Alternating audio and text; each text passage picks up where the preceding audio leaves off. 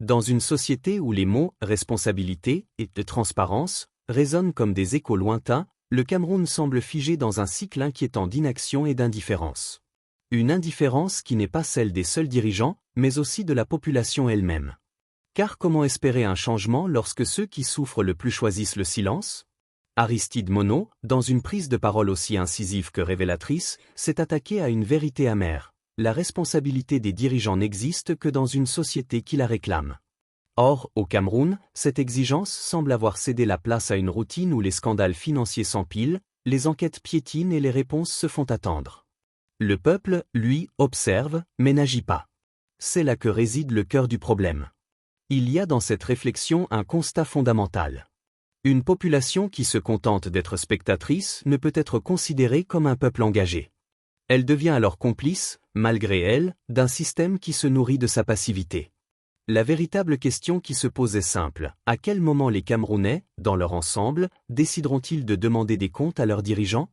À quel moment diront-ils « trop, c'est trop » ?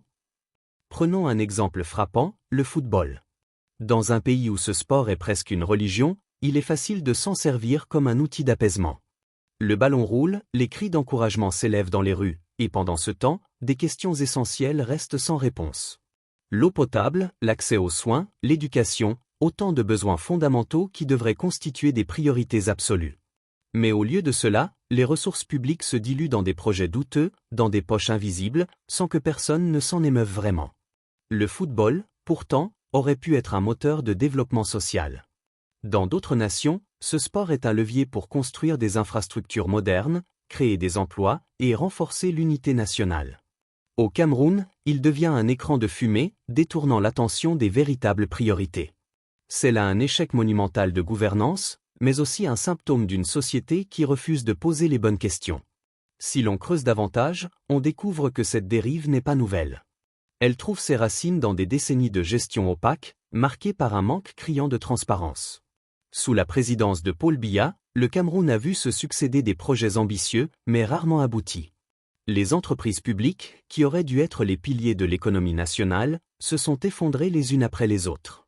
Chaque faillite est le fruit d'un même mal, la mauvaise gouvernance. Pourtant, les scandales, eux, ne manquent pas. Ils s'invitent régulièrement à la une des journaux, provoquant des vagues d'indignation éphémères. Mais très vite, ces affaires sombrent dans l'oubli, reléguées au rang de faits divers. Martinez Zogo, journaliste assassiné dans des circonstances aussi sordides qu'inquiétantes, en est l'exemple le plus emblématique. Son cas a secoué la nation, soulevé des questions cruciales sur la liberté de la presse et la corruption systémique, mais a-t-il réellement changé quelque chose? Les lignes budgétaires 94 et 65, quant à elles, continuent de nourrir le mystère. Derrière ces chiffres anodins se cachent des sommes astronomiques, des milliards de francs CFA dont personne ne connaît véritablement l'usage. Pourtant, ce scandale-là, aussi grave soit-il, n'a pas réussi à mobiliser une population lasse de tant de promesses non tenues. Peut-on encore parler de démocratie lorsque les fonds publics disparaissent sans que personne ne demande de compte? Ce manque d'action est d'autant plus préoccupant que la responsabilité des dirigeants repose, en théorie, sur un équilibre fragile. D'un côté, des institutions censées contrôler, auditer et sanctionner. De l'autre, un peuple prêt à rappeler à l'ordre ceux qui détiennent le pouvoir. Mais que se passe-t-il lorsque ces deux piliers s'effondrent? Lorsque les institutions perdent leur indépendance et que le peuple se résigne? Le résultat est celui que nous observons aujourd'hui, un pays où l'impunité règne, où les enquêtes traînent, et où les responsables échappent à la justice. Les médias, quant à eux, ont un rôle essentiel à jouer. On les appelle souvent le « quatrième pouvoir », une force capable de dénoncer, d'exposer et d'éveiller les consciences. Mais au Cameroun, ce rôle semble lui aussi en péril. Le sensationnalisme a pris le pas sur l'investigation, reléguant les affaires sérieuses à des brèves sans lendemain. Qui se soucie encore des milliards détournés lorsque des faits divers plus croustillants occupent l'espace médiatique? Pourtant, le rôle du journaliste est clair, poser les bonnes questions, même lorsque celles-ci dérangent. Comment expliquer, par exemple, que les enquêtes liées au détournement de fonds prennent autant de temps? Où sont passés les milliards qui auraient dû servir à développer le pays? Pourquoi, après tant d'années, les mêmes noms reviennent-ils toujours dans ces affaires? Aristide Monod ne mâche pas ses mots. Il pointe du doigt une vérité que beaucoup préfèrent ignorer. Tant que la population n'exigera pas des comptes, rien ne changera. Les dirigeants continueront de profiter d'un système qui les protège, tandis que le peuple, lui, continuera de subir. Subir la pauvreté, subir la corruption, subir l'injustice. Mais tout n'est pas perdu. L'histoire nous a montré que même les régimes les plus solides peuvent vaciller lorsque le peuple se lève. Lorsque les citoyens décident d'unir leurs voix, de dépasser leurs peurs et d'exiger des comptes, alors les choses changent. Cela nécessite du courage, de la détermination, mais aussi une prise de conscience collective.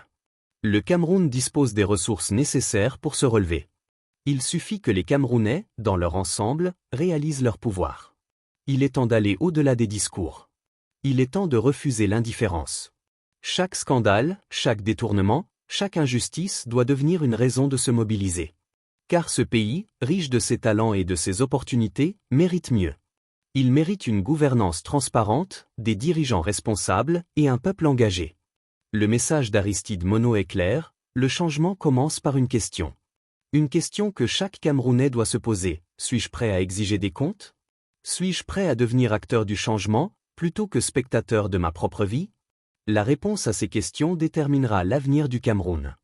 Un avenir où l'eau potable ne sera plus un luxe, où l'électricité ne sera plus une loterie, et où les fonds publics serviront enfin ceux qui en ont besoin. Un avenir où la responsabilité ne sera plus un mot vide de sens, mais une réalité ancrée dans la culture nationale.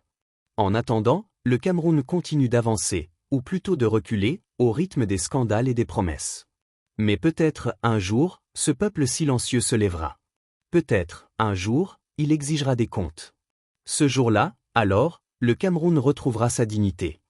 Ce jour-là, les regards ne seront plus tournés vers les mêmes figures usées, mais vers des leaders nouveaux, capables d'incarner une véritable transformation. Le Cameroun regorge de compétences, de jeunes esprits éclairés, d'hommes et de femmes prêts à mettre leur expertise au service de la nation. Mais pour que ces talents puissent émerger, il faut briser le cycle.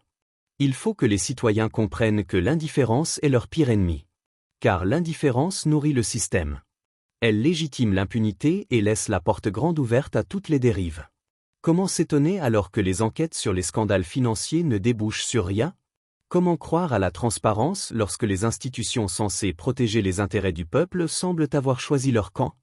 L'État, en s'arrogeant le droit de ne pas rendre de compte, fait fi des principes même de la démocratie. Et c'est ici que tout se joue, dans la capacité du peuple à se rappeler que la souveraineté lui appartient, qu'il est en droit d'exiger des réponses, et surtout des résultats.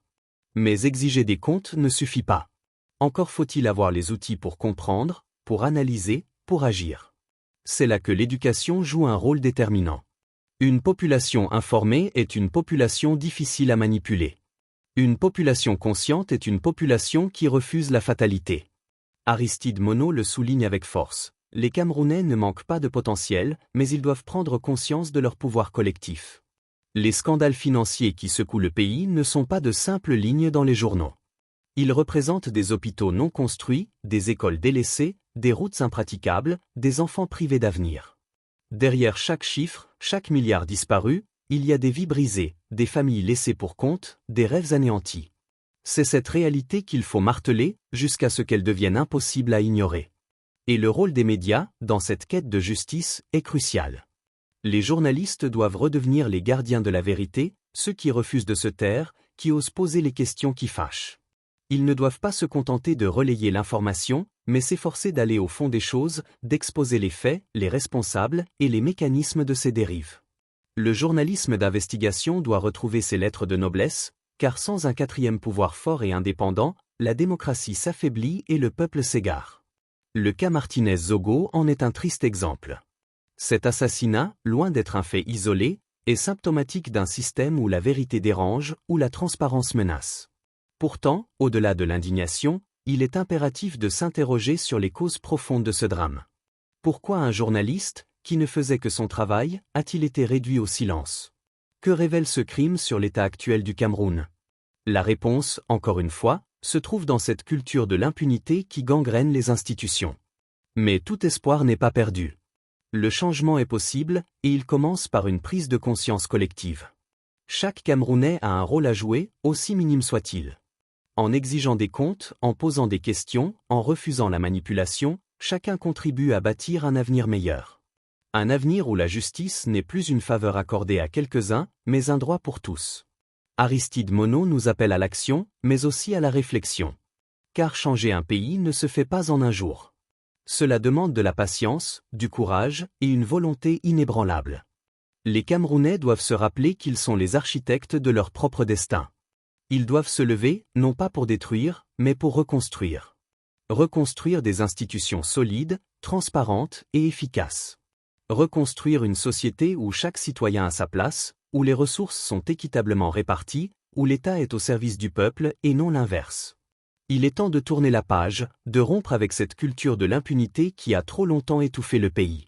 Il est temps de redonner un sens aux mots responsabilité et transparence. Le Cameroun ne pourra se relever que si son peuple décide de ne plus tolérer l'inacceptable. Car comme le rappelle Aristide Monod, un peuple qui se tait est un peuple qui consent. Alors, la question demeure, jusqu'à quand ? Jusqu'à quand les Camerounais accepteront-ils de vivre dans un pays où les scandales financiers sont devenus la norme ? Jusqu'à quand se contenteront-ils de regarder, sans agir ? Le futur du Cameroun repose entre leurs mains.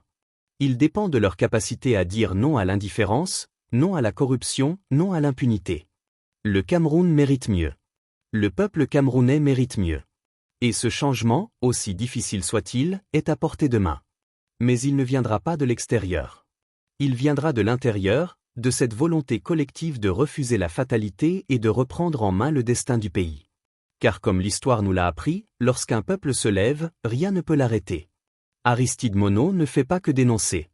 Il nous tend un miroir, nous pousse à nous interroger, à nous remettre en question. Car le véritable changement commence toujours par une prise de conscience.